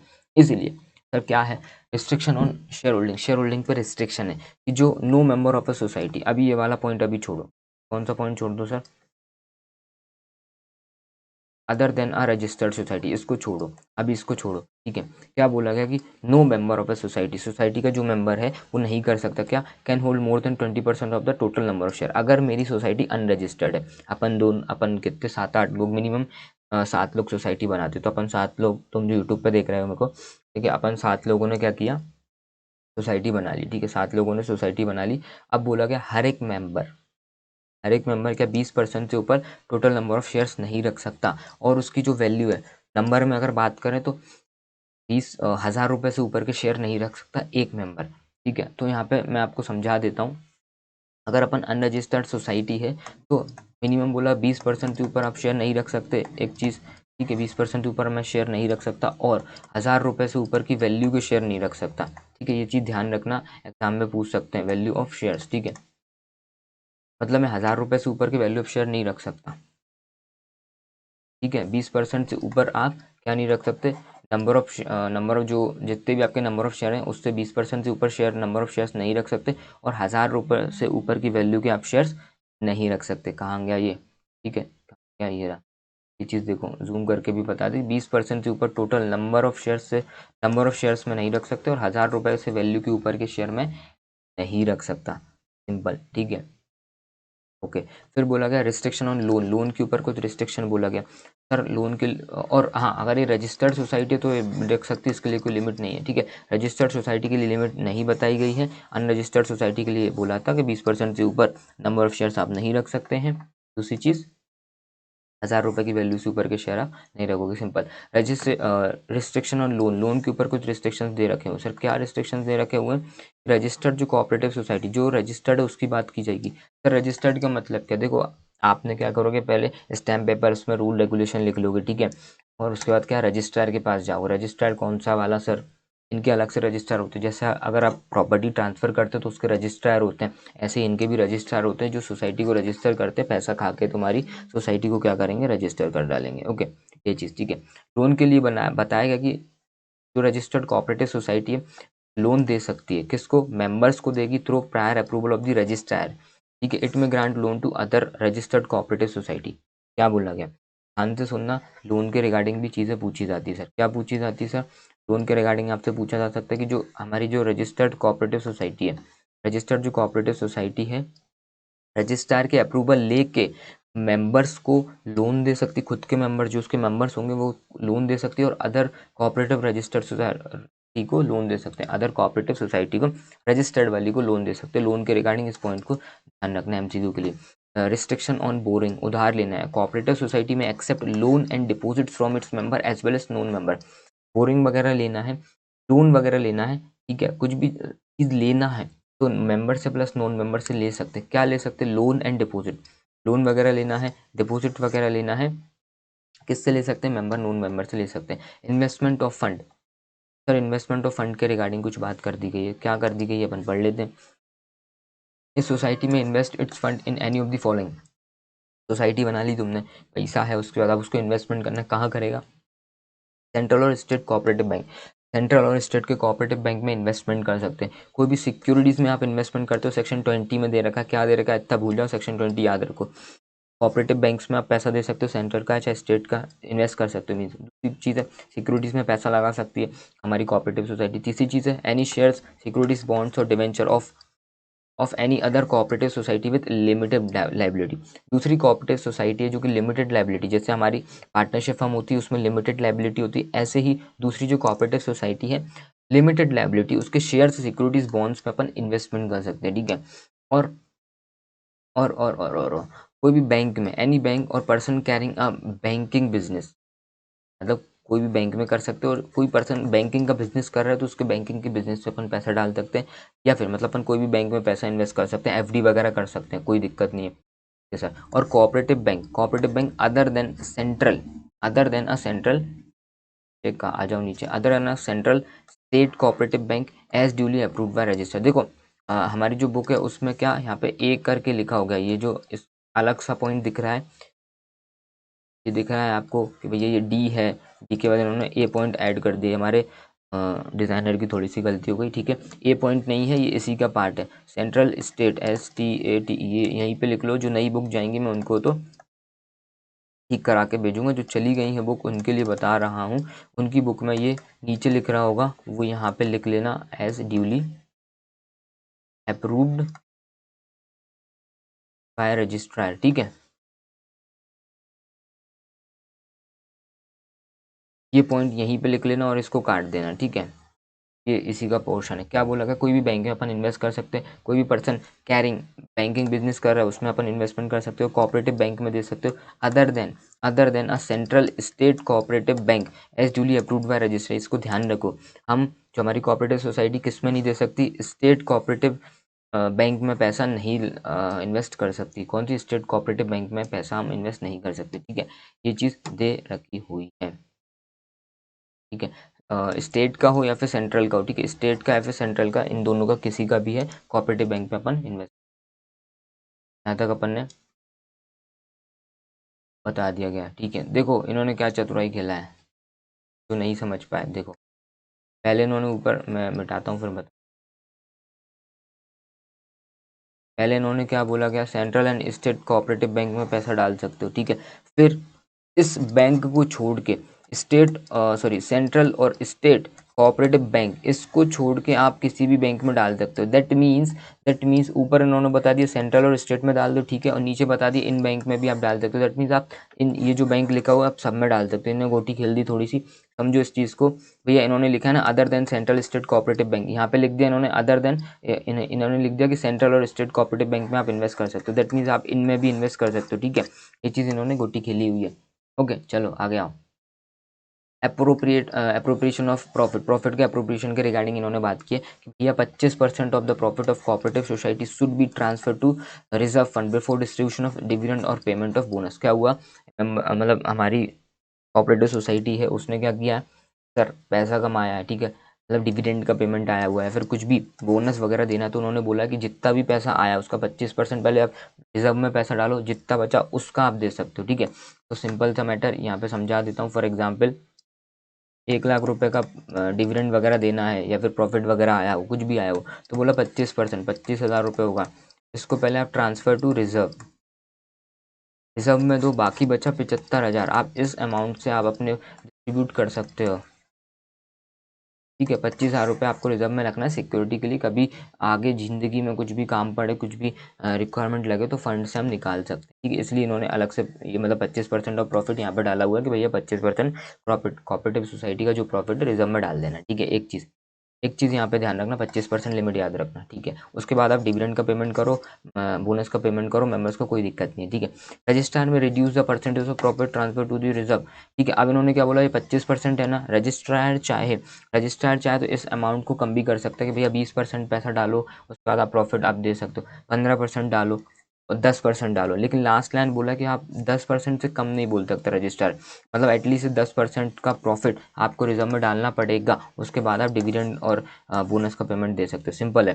ठीक है, यहाँ पे बोला 25% कि आप भैया 25% पैसा डालो रिजर्व में, उसके बाद आप प्रॉफिट दे सकते हो, लेकिन यहाँ पे बोला गया कि रजिस्ट्रार चाहे इस लिमिट को कम भी कर सकता है, 20 कर सकता है, 19, 18 ऐसे करके 11 कर सकता है, 10 तक कर सकता है। ठीक है, लेकिन 10 से कम नहीं कर सकता, एटलीस्ट 10% आपको डालना पड़ेगा। फिर बोला गया contribution to charitable purpose, charity करती है हमारी जो सोसाइटी है, चैरिटी करना चाहती है, करो, कोई दिक्कत नहीं है। उन्होंने बोला क्या बोला गया, रजिस्टर्ड जो society can contribute to charitable purpose, charity के लिए दे सकता है, not more than 10% of the net profit after transfer to reserve fund. क्या बोला गया, जैसे अभी अपन ने क्या किया हुआ था, 1 लाख रुपए आया हुआ था, तो उन्होंने बोला कि पहले भैया तुम ट्रांसफ़र कर दो रिजर्व में, अब ये 75,000 बचा हुआ है ना, ये तुम्हारा क्या है, नेट प्रॉफिट है। ठीक है, नेट प्रॉफिट, इसका 10% तक आप कहाँ दे सकते हो, चैरिटी कर सकते हो। मतलब उन्होंने बोला कि जितना तुमने कमाया उसका पहले तुम रिजर्व में पैसा डालो, बचा कुचा नेट जो होगा उसका आप 10% तक चैरिटी कर सकते हो। ठीक है, ये इन पर एमसीक्यू वगैरह बन सकते हैं, इस वाले पे बन सकता है, इस वाले पे बन सकता है, जो लिमिट दे रखी हुई ना इन पे एमसीक्यू वगैरह बन सकते हैं। ठीक है, और कहाँ बन सकता है, इस पे भी बन सकता है। ठीक है, 20% वाले पे। ठीक है, तो बस ये पॉइंट्स हैं, तो याद रखो एमसीक्यू के लिए। ठीक है, ये चैरिटी वाला हो गया। Who can be the auditor, अब कौन है जो ऑडिट करेगा। ठीक है, तो पहली चीज़ है चार्टर्ड अकाउंटेंट साहब, आप कर सकते हो इसका ऑडिट। और जो person who has a diploma in cooperative account, जो कोऑपरेटिव अकाउंट का डिप्लोमा किया है, in case of state cooperative society, state cooperative जो सोसाइटी होती है सिर्फ उन्हीं केस में बोला गया है कि अगर तुमने डिप्लोमा किया है कोऑपरेटिव अकाउंट्स का, तो तुम क्या कर सकते हो, स्टेट कोऑपरेटिव सोसाइटी का ऑडिट कर सकते हो। ठीक है, और बाकी सभी सोसाइटीज़ का चार्टर्ड अकाउंटेंट कर सकता है, स्टेट कोऑपरेटिव सोसाइटी का भी चार्टर्ड अकाउंटेंट कर सकता है। ठीक है, लेकिन अगर किसी के पास डिप्लोमा है कोऑपरेटिव अकाउंट्स का तो वो भी कर सकता है, वो सिर्फ स्टेट कोऑपरेटिव सोसाइटी का कर पाएगा। ठीक है, auditor of cooperative department of government, अगर ऑडिटर है कोऑपरेटिव डिपार्टमेंट ऑफ गवर्नमेंट का एक जो कोऑपरेटिव डिपार्टमेंट है, अगर उसका ऑडिटर है तो वो भी हमारी कोऑपरेटिव सोसाइटी का ऑडिट कर सकता है। सिंपल से 3 पॉइंट से कम जानते से आने का। Points to be kept in mind while doing audit of cooperative society, ये बहुत ईजी पॉइंट है कि भैया अगर आप ऑडिट करने जा रहे हो, देखो ये तुम्हारी जो बुक है ना उसमें है ना पैराग्राफ फॉर्मेट में ये सब चीज़ें, जो 8 पॉइंट मैंने जो पढ़ाई हूँ ना अभी तक, ये 7 पॉइंट पढ़ा दिया, 8वां पॉइंट, ये जो पॉइंट्स है ना बहुत पैराग्राफ वाइज दे रखे, तो मैंने इनको पॉइंट में तोड़ दिया, बहुत सिंपल कर दिया। ठीक है, तो यहाँ पे ऑडिट करने जा रहा है ऑडिटर, तो क्या बात है दिमाग में लगेगा, बहुत सिंपल सी बात है, ऑडिटर शुड कंप्लाई करे लॉ और रेगुलेशन, लॉ रेगुलेशन को क्या करे ऑडिटर, कंप्लाई करे। ठीक है, ऑडिटर लॉ एंड रेगुलेशन को कंप्लाई करे, एक चीज़। और दूसरी चीज़ ऑडिटर एग्जामिन करे रजिस्टर ऑफ मेंबर, कितने मेंबर हैं, ठीक है, कितनों ने कितना कैपिटल दिया, तो रजिस्टर को भी एक बार क्या एग्जामिन कर ले। ऑडिटर एग्जामिन करे internal check and internal control system, कितने सिंपल सिंपल से पॉइंट है। लॉ रेगुलेशन चेक करो, रजिस्टर ऑफ मेंबर चेक करो, internal check internal control system check करो, एग्जामिन करो कैश की रिसिप्ट को, एग्जामिन कर expenditure should be auditor examine expenditure should examined by managing committee, मतलब ऑडिटर एक बार चेक करे कि जो खर्चे किए गए हैं वो एग्जामिन किए कि नहीं, किसने, मैनेजिंग कमेटी, जो मैनेजिंग कमेटी होगी, जो खर्चे हुए हैं मैनेजिंग कमेटी ने एक बार चेक किए कि नहीं किए, तुम जाके चेक करोगे भैया मैनेजिंग कमेटी ने जो खर्चे किए गए मैनेजिंग कमेटी ने चेक किए कि नहीं किए गए। ठीक है, फिर उसमें नेक्स्ट पॉइंट क्या बोला गया, auditor should classify over due date from 6th month to 5 year from और more and report to member. अगर कोई पैसा बाकी है 6 महीने से 5 साल हो चुके हैं, तो जिस किसी मेंबर ने किसी को लोन वगैरह दिया होगा, उसने पैसा नहीं दिया गया, तो वो ऑडिटर क्या करेगा, मेंबर को रिपोर्ट कर दे कि भैया 6 महीने से ऊपर हो गया, इस व्यक्ति ने पैसा नहीं दिया, 5 साल तक हो गया, 5 साल से ऊपर भी हो गया, इस व्यक्ति ने पैसा नहीं दिया, ठीक है। और auditor should examine to writing off bad debt with authorization of managing committee. एक बार जो उन्होंने बैड डेट्स को राइट ऑफ किया गया है, ठीक है, तो एक बार चेक कर ले कि भैया मैनेजिंग कमेटी ने ऑथराइज किया कि नहीं किया गया। 5-6 पॉइंट इसमें से याद रखो, बहुत है ना, इनफ है, ठीक है। ओके सर, चलो अब हमारा लास्ट क्वेश्चन, लगभग 50 मिनट्स हो चुके हैं। लास्ट क्वेश्चन ये पढ़ना है, ठीक है, के बाद अपने को छोटू सा ये पढ़ना है, बस काम खत्म है हमारे आज के लेक्चर का। सर एक क्वेश्चन दिसंबर 22 में 4 मार्क्स में आया हुआ था। सर क्या आया हुआ था कि ऑडिटर की ड्यूटी क्या है regarding audit of income and expenditure of cooperative society. मतलब ऑडिटर की क्या ड्यूटी, ऑडिटर कैसे ऑडिट करेगा, सिंपल सी बात है, इनकम के लिए ऑडिट ऑफ इनकम का कैसे ऑडिट करेगा, ऑडिट ऑफ एक्सपेंडिचर का कैसे ऑडिट करेगा, जो पैसा आ रहा है उसको कैसे ऑडिट करना है, जो पैसा जा रहा है उसका ऑडिट कैसे करना है। तो बोला कि auditor should vouch the cash receipt को एक बार वाउच करो, ठीक है। कैश इनकम हो रही, कैश कैश कैश, तो मैंने यहाँ पे छोटा सा वो बनाया हुआ है अपने को करने के लिए। तो कैश आया, पहला पॉइंट है कैश आया, दूसरा पॉइंट है कैश मेंबर से आया, तीसरा पॉइंट है कैश सेल्स से आया, चौथा पॉइंट है कैश इंटरेस्ट से आया, पांचवा पॉइंट है कैश मेंबर से आया, इस सेकंड वाला और पांचवा वाला एक से है, ठीक है। तो याद रखो, ठीक है, ये निमोनिक तुम स्क्रीनशॉट लेके रखो या फिर लिख लो कि भैया कैश आया, दूसरे में कैश मेंबर से आया, तीसरे में सेल्स से आया, चौथे में इंटरेस्ट से आया, पांचवा कैश फिर से मेंबर से आया, ठीक है। 5 तरीके से, और कोई निमोनिक बनाना है तो आप बना सकते हो।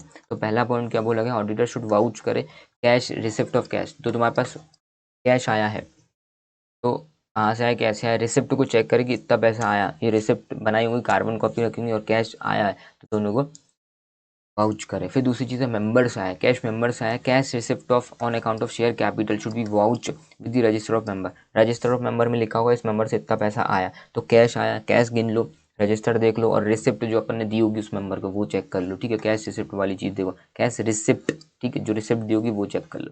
फिर तीसरी चीज़ सेल्स से आया, cash receive from the sale should be vouch with invoice. Cash memo काटना है काट दो विथ इनवॉइस, हमने इनवॉइस दी होंगे, ठीक है, तो कैश आया होगा वो चीज़ चेक कर सकते हो, तो इनवॉइस, ठीक है, और सेल्स अकाउंट भी आप चेक कर सकते हो, ओके। फिर तीसरी चीज़ क्या बोला था भैया, इंटरेस्ट का पेमेंट आ रहा है, मतलब receipt of cash in respect of payment of interest, interest का पेमेंट आ रहा है, ठीक है। तो इंटरेस्ट पेमेंट, इंटरेस्ट आ रहा होगा, एक देखो हम कहीं भी इन्वेस्टमेंट करते हैं, फॉर एग्जांपल बैंक में पैसा लगाया हुआ है, बैंक में एफडी बना लिया अपन ने, तो बैंक वाला अपने को एफडी का सर्टिफिकेट देता है, ठीक है। अगर अपन ने शेयर्स में इन्वेस्टमेंट किया हुआ तो अपने डीमेट अकाउंट में दिखता है कितने रुपए के शेयर्स अपन ने परचेस किए हुए हैं, ठीक है। अब इस पर इंटरेस्ट वगैरह आता है तो अपने को क्या करना, कहाँ गया पॉइंट, चेक करना होगा कि पेमेंट ऑफ इंटरेस्ट वगैरह कितना आया है। डिवेंचर वगैरह लिया है तो उसके प्रॉपर डॉक्यूमेंट होते हैं, इंटरेस्ट वगैरह चेक कर लो। तो ये पेमेंट ऑफ इंटरेस्ट जो कैश में जो पैसा आया हुआ है, पेमेंट ऑफ इंटरेस्ट आया हुआ है, उसको लोन एग्रीमेंट वगैरह से चेक कर लो, ठीक है, कि 10% इंटरेस्ट था तो 10% के हिसाब से पैसा आया कि नहीं वो चेक कर लो, ठीक है। और रिपेमेंट ऑफ लोन, किसी को हमने लोन दिया था, रिपेमेंट ऑफ लोन आया है तो वो चेक करो कि भैया 10 लाख दिया था और लोन एग्रीमेंट में भी 10 लाख लिखा है, 10 लाख आया कि नहीं आया वो चीज़ करो, ठीक है। फिर लास्ट में फिर से कैश मेंबर से आता है, cash receive from member toward the construction of house और there maintenance should be vouch with the register of member, ठीक है। क्या बोला गया है, जैसे कि हमारी क्या है, हमारी कोऑपरेटिव सोसाइटी हाउस वगैरह बन रहा है, कुछ भी खर्चे वर्चे करना है, तो हमारे रजिस्टर ऑफ मेंबर में लिखा होगा कि इस मेंबर ने इतना पैसा इस चीज़ के लिए दिया। तो एक बार अपन उस चीज़ को वेरीफाई कर लो, चेक कर लो, वाउचिंग कर लो, एग्जामिन कर लो कि मेंबर से जितना पैसा आया हुआ है घर बनने के लिए, उसके मेंटेनेंस के लिए, कुछ भी काम के लिए, तो उसको अपन क्या करेंगे, वाउच करेंगे। सिंपल से पॉइंट थे इनकम से रिलेटेड। अब हमारे एक्सपेंडिचर से रिलेटेड 3-4 पॉइंट्स हैं। तो पहले दो जो पॉइंट हैं ऑथराइजेशन से रिलेटेड है कि अगर अपन कोई भी खर्चा करते हैं, जो भी अपने एक्सपेंडिचर है ऑथराइज होना चाहिए, ठीक है। All the expenditures should be authorize, ऐसे लिख सकते हो, auditor should vouch all the expenditure should be authorize होना चाहिए फ्रॉम मैनेजिंग कमेटी, इतना लिखो, ठीक है। फिर एक लास्ट वाला पॉइंट पढ़ो ये, और auditor should vouch expenses with reference to resolution of the managing committee, बस इतना लिखो। मतलब कि अगर कुछ भी खर्चा किया गया है तो रिजोल्यूशन पास किया कि नहीं किया। अपन ने नहीं पढ़ा, बोर्ड रेजोल्यूशन पढ़ा था कंपनी एक्ट के अंदर, स्पेशल रेजोल्यूशन पढ़ा था कि भैया बोर्ड ऑफ डायरेक्टर बैठे हैं तो एक रेजोल्यूशन पास करेंगे, उसके बाद ही काम होगा जो भी काम करना है। ऐसा ही मैनेजिंग कमेटी वगैरह है, इतना याद रखना है अपने को। मैनेजिंग कमेटी ने रिजोल्यूशन पास किया कि नहीं किया फॉर खर्चे करने के लिए, ठीक है। कोई बिल्डिंग बननी है तो बिल्डिंग पास हुई कि नहीं हुई कि भैया हाँ, मैनेजिंग कमेटी बोलते हैं कि अपने को बिल्डिंग बनाना है, हाँ 10 लाख रुपए की बिल्डिंग बननी है, बिल्डिंग का जो अपन ने खर्चा किया 10 लाख रुपए, तो रिजोल्यूशन में लिखा था कि नहीं लिखा, वो चीज़ चेक करो। फिर 2 पॉइंट हो रहे हैं, 2 पॉइंट में कि bills receive from the individual parties, मतलब कोई भी अपन ने कुछ खर्चा किया, मतलब सामने वाले से बिल आया, अपने को कुछ पेमेंट करना है, सामने वाले ने बिल दे दिया भैया 1 लाख रुपए का बिल है पेमेंट करो, तो वो बिल चेक कर लो, जो हमने पेमेंट दिया बैंक एंट्रीज वो चेक कर लो। तो बोला गया bill received from the individual party and the money receipt obtain, money की रिसिप्ट मतलब हमने पेमेंट दिया तो उसने रिसिप्ट दिया होगा कि इतना पैसा अपने को मिला, मतलब समझे, रिसिप्ट देगा वो, ठीक है। बिल चेक करो, मनी रिसिप्ट चेक करो, ऑब्टेन फ्रॉम देम, ठीक है। और फिर बैंक की पासबुक चेक करो, 3 चीज़ चेक कर लो, बस इतना बहुत है, बहुत है, ठीक है। Auditor should vouch all the payment of loan from the loan agreement, अगर लोन का कुछ पेमेंट दिया, इंटरेस्ट का पेमेंट दिया है, फिर लोन का पेमेंट दिया फ्रॉम लोन एग्रीमेंट से आप चेक कर लो। ये हमारा हो गया इजी इजी, 4 पॉइंट से खत्म है चैप्टर, ये हमारा कंप्लीट हो चुका है। अब सर हमारा बचता है क्या, audit of local self government, panchayat municipalities का ऑडिट वगैरह अपने को करना है, उसके रिगार्डिंग छोटा सा ये क्वेश्चन है बस, और कुछ भी नहीं इसमें।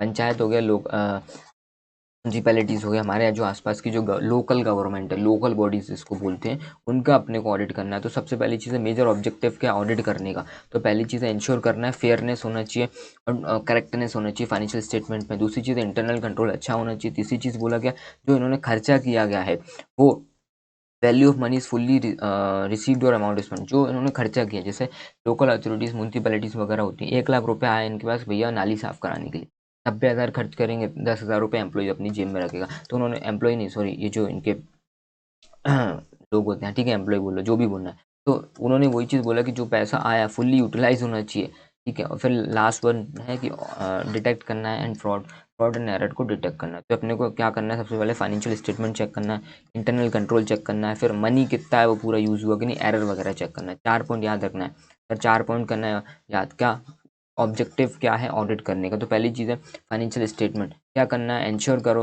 Fairness and correctness of financial statement. फिर रिपोर्ट करना है एडिक्वेट इंटरनल कंट्रोल है कि नहीं। फिर इंश्योर करो कि value of money fully received, पूरा पैसा रिसीव हुआ कि नहीं हुआ, ऑन अमाउंट स्पेंड, जितना खर्चा अपन ने किया है पूरा पैसा मिला कि नहीं मिला, ये चीज़, ठीक है। और दूसरी चीज़ ये भी आप लिख सकते हो कि जो जितना पैसा मिला था इनने फुल्ली स्पेंड किया कि नहीं। फिर लास्ट में डिटेक्ट करना है अपने को एरर एंड फ्रॉड, ये सिंपल था पॉइंट था, ठीक है।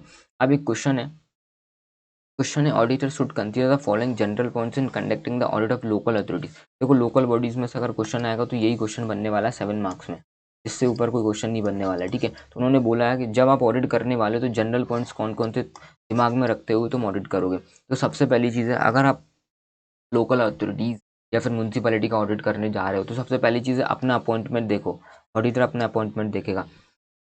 जैसे आप कंपनी से 2013 में सेक्शन 139 में ऑडिटर अपॉइंट होता है, किस तरीके से अपॉइंट होगा, डिस्क्वालिफिकेशन तो नहीं, वो सब चीज़ें। तो सबसे पहली चीज़ अपना अपॉइंटमेंट देखो। तो यहाँ पे कुछ पॉइंट तो मैंने यहाँ पे कुछ पॉइंट्स लिखे हुए हैं, तो पहले लिख लो पॉइंट। ये सबसे पहली चीज़ अपने को क्या देखना है, अपना अपॉइंटमेंट देखना है कि ऑडिटर अच्छे से अपॉइंट हुआ है कि नहीं हुआ, रूल्स एंड रेगुलेशंस के हिसाब से अपॉइंट हुआ कि नहीं हुआ। फिर डिटेल्ड रूल्स एंड रेगुलेशंस को देखेंगे, फिर मिनट बुक को देखेंगे, फिर ग्रांट वगैरह मिली है वो किस तरीके से मिली, क्या मिली, वो अपन पढ़ते हैं, ठीक है। फ्रॉड वगैरह तो नहीं है वो चीज़, फिर लास्ट में प्रोविजन ऑफ फंड। ऐसे 6 पॉइंट बनाओ, इन 6 पॉइंट को याद रखो, फिर अपन इसके अंदर घुसते हैं। क्या बोला गया, सबसे पहले चीज़ इंश्योर करना ऑडिटर का, ensure that his appointment is as per regulations of local authority, इतना याद रखो, बहुत है। क्या करना है सर, इंश्योर करे ऑडिटर की appointment of auditor is as per regulation of local body के रेगुलेशन के हिसाब से अपॉइंट हुआ कि नहीं हुआ, ठीक है। Obtain and detail understanding of the rules and regulations that governs the operations financial control and accounting of the organization, ये चीज़ रखो, ठीक है। तो ये वाला पॉइंट आप काट दो, स्पेशली को काट सकते हो, दा को काट सकते हो। क्या बोला गया कि भैया एक बार आप डिटेल में अंडरस्टैंडिंग कर लो, ऑब्टेन एंड अंडरस्टैंडिंग, आप अंडरस्टैंडिंग करो किस चीज़ की, रूल्स एंड रेगुलेशंस को जो गवर्न करते हैं ऑपरेशंस को, अकाउंटिंग को, फाइनेंशियल कंट्रोल को, ऑर्गेनाइजेशन को। एक बार रीड कर दो रूल्स एंड रेगुलेशन, जिससे अपने को समझ आएगा कि भैया इनने गलती की है, रूल्स रेगुलेशन फॉलो नहीं किए, तो अपन अपनी रिपोर्ट बना सकते हैं उस चीज़ में, ठीक है। फिर तीसरी चीज़ है कि भैया कंसल्ट करना है the relevant documents, minutes and resolutions of various meetings of different committee. क्या बोला गया, कंसल्ट करना रिलीवेंट डॉक्यूमेंट को, मिनट्स को, resolutions of various meeting of different committee. अलग अलग कमेटी हैं, उन्होंने क्या किया कि भाई मिनट्स बनाया। मिनट्स का मतलब क्या होता है, कोई भी मीटिंग है तो 10-15 मिनट में समरी करके लिख दिया गया, ठीक है। कुछ डॉक्यूमेंट वगैरह उन्होंने रिलीज़ किए, एक बार उसको कंसल्ट करो, उसको चेक करो, उन लोगों से बातचीत करो कि भैया ये तुमने रूल्स रेगुलेशन तुमने बनाए हैं नहीं बनाए, वो सब चीज़ें है ना। तीसरी चीज़। फिर चौथी चीज़ है भैया, चेक करो द यूटिलाइजेशन ऑफ ग्रांट। कुछ ग्रांट गवर्नमेंट ने कुछ इनको ग्रांट वगैरह दिया हुआ है, सब्सिडी वगैरह दी है लोकल अथॉरिटीज़ को, भैया नाली साफ करने के लिए 1 करोड़ रुपए आ गया तो ग्रांट। और कुछ भी ये तो टेंडर वेंडर के बेसिस पे मिलता है कुछ। और फॉर एग्जांपल इन्होंने सोलर पैनल लगाया है, लोकल अथॉरिटीज ने सोलर पैनल का पूरा बहुत बड़ा 5 करोड़ का प्रोजेक्ट इन्होंने लगाया हुआ है, ठीक है। तो गवर्नमेंट ने 2.5 करोड़ की ग्रांट दे दी। तो जो सब्सिडी ग्रांट दी हुई, एक बार प्रॉपर चेक करो कि appropriate authorization has been maintained, thought out and education, इतना करो, ठीक है। क्या करना है सर, जो तो ग्रांट मिली हुई है, देखो ग्रांट देती है मतलब सेंट्रल गवर्नमेंट स्टेट गवर्नमेंट ने इनको ग्रांट दी। जब आप ग्रांट देते हो रूल्स रेगुलेशंस होते हैं कि आपको इस तरीके से यूज़ करना है। तो जैसे सोलर प्लांट लगाना है तो आपको इस एरिया में लगाना है, इतने सारे लगाना है, इसलिए हम आपको ग्रांट देना है। कुछ ना कुछ कंडीशन लगा के गवर्नमेंट ग्रांट देती है, लोकल अथॉरिटीज़ लोकल बॉडीज़ को, कुछ भी चीज़। तो चेक करो यूटिलाइजेशन ऑफ ग्रांट कि तुमने अच्छे से यूटिलाइज किया कि नहीं किया ग्रांट को, और अप्रोप्रिएट ऑथराइजेशन बीइंग मेंटेन, जो ऑथराइज अप्रोप्रिएशन होता है कि अपने को कहाँ खर्च करना है, कैसे खर्च करना है, वो किया कि नहीं। इतना पॉइंट याद रखो। फिर इसके बाद देखो कि भैया फ्रॉड वगैरह तो नहीं है, तो अप्लाई इन डेप्थ इन्वेस्टिगेशन करो in area where the potential fraud such as revenue का collection, various waiver scheme, useful of casual labour etcetera. सीधी सी बात है, यहाँ तक भी करोगे तो चलेगा। क्या बोलेगा, अप्लाई करो इन डेप्थ इन्वेस्टिगेशन, अपने को करना इन डेप्थ इन्वेस्टिगेशन करना है किस चीज़ में, इन एरिया ऑफ पोटेंशियल फ्रॉड, जहाँ पे लोकल अथॉरिटी फ्रॉड कर सकती है वहाँ पे इन डेप्थ एग्जामिनेशन आप स्टार्ट करो। जैसे कि भाई रेवेन्यू कलेक्शन में कर सकते हैं, भैया 1 करोड़ रुपए लोगों से कलेक्ट किया, जैसे ये वाटर वाटर का बिल आता है, ठीक है। लाइट का बिल भी, ठीक है। हमारा कौन सा म्यूनसिपैलिटी क्या लेती है मेरे को याद नहीं आ रहा, म्यूनसिपैलिटी घर का वो लेती है, घर म्यूनसिपल टैक्स लेती है, घर का टैक्स लेती है, ठीक है। पानी का बिल लेती है, तो 1 करोड़ रुपए कलेक्ट किया रेवेन्यू कलेक्शन वो, लेकिन 80 लाख रुपए सेंट्रल गवर्नमेंट तक भेज रहे हैं, ठीक है। तो ऐसा इस जगह पे फ्रॉड हो सकता है। यूज़ ऑफ कैजुअल लेबर, ये लोग बताते भैया हमारी नाली साफ कराने के लिए, रोड साफ कराने के लिए 1 लाख एम्प्लॉय लगे, कैजुअल लेबर हम लोग पकड़ के लेके आते हैं, उनको कैश में पेमेंट कर दिया। यहाँ पे फ्रॉड हो सकता है, तो भैया इन डेप्थ आप इन्वेस्टिगेशन करो ऐसे एरियाज में, ठीक है। फिर लास्ट वन में बोला गया कि प्रोविजन ऑफ फंड, जहाँ पे आपका प्रोविजन ऑफ फंड बना गया, फॉर एग्जाम्पल भाई नाली साफ करने के लिए 1 करोड़ रुपए आया, वो फंड में रखा हुआ है, 1 करोड़ रुपए आया वो फंड अलग से रखा हुआ है। तो उन्होंने बोला कि जो प्रोविजन ऑफ फंड तुमने बनाया, जो प्रोविजन ऑफ फंड बनाया, इस फंड से अगर नाली साफ करने के लिए पैसा आया तो वो पैसा उसी से उपयोग हुआ कि नहीं हुआ, ठीक है। इन्होंने क्या बोला, पढ़ो, wherever there is a provision of fund, जहाँ पे आपके प्रोविजन ऑफ फंड बनाया मतलब एक्यूमुलेट किया हुआ पैसा को, ensure that expenditure is incurred from the provision, उसी पैसे में से खर्चो। नाली साफ करने के लिए पैसा चाहिए तो उसी फंड में से पैसा निकालो, क्योंकि उसके लिए अपन ने स्पेसिफिक बनाया हुआ है। अगर ऐसा बनाया है फंड और उसमें से पैसा यूज़ हो रहा है कि नहीं हो रहा है, वो सब चीज़ ऑडिटर प्लीज़ आप चेक करो। And the same has been authorized by the competent authority, मतलब क्या बोला गया, क्या बोला गया, मतलब कि प्रोविजन ऑफ फंड बनाया और जो तुमने खर्चा उठाया, वो खर्चा तुमने उसमें से लिया, वो ऑथराइज था कॉम्पिटेंट अथॉरिटी के द्वारा या नहीं था, वो भी चीज़ चेक करो, ठीक है। बस आप इतना करोगे बहुत है, 6-7 पॉइंट हो गए, बहुत है। हमारा चैप्टर कंप्लीट, ये तुमको लव लेटर लिखने के लिए है, ठीक है। ये हमारा लास्ट चैप्टर था, 100 पेजेस की मेरी समरी बुक थी, इसमें अपन ने कंप्लीट किया। ऑल्दो देखो 90 पेज की होगी समरी बुक, मतलब 10 पेज तो मैंने छुड़वा दी होंगी, बहुत सारी चीज़ें अपन ने काटी भी होंगी थोड़ी थोड़ी चीज़ की वजह, इसको नहीं करना इंपॉर्टेंट नहीं है। तो जो इंपॉर्टेंट चीज़ है 90 पेजेस के अंदर होगा, ठीक है। हमारा चैप्टर 20 भी कंप्लीट होगा। और प्लीज़ वीडियो को लाइक करो, शेयर करो, सब्सक्राइब करना मत भूलना। अगर अभी भी सब्सक्राइब नहीं किया ना तुम, फटाफट करो जल्दी, ठीक है। चलो, हमारा 1 घंटे की वीडियो थी, सब चीज़ कंप्लीट हो चुकी है। अब देखो भाई, अब हम चैप्टर 12 करेंगे, ठीक है। अब हम लोग क्या करेंगे सर, चैप्टर 12 करेंगे, चलो वो देख लेंगे जहाँ पे भी मिलेगा। चलो टेक केयर, बाय बाय।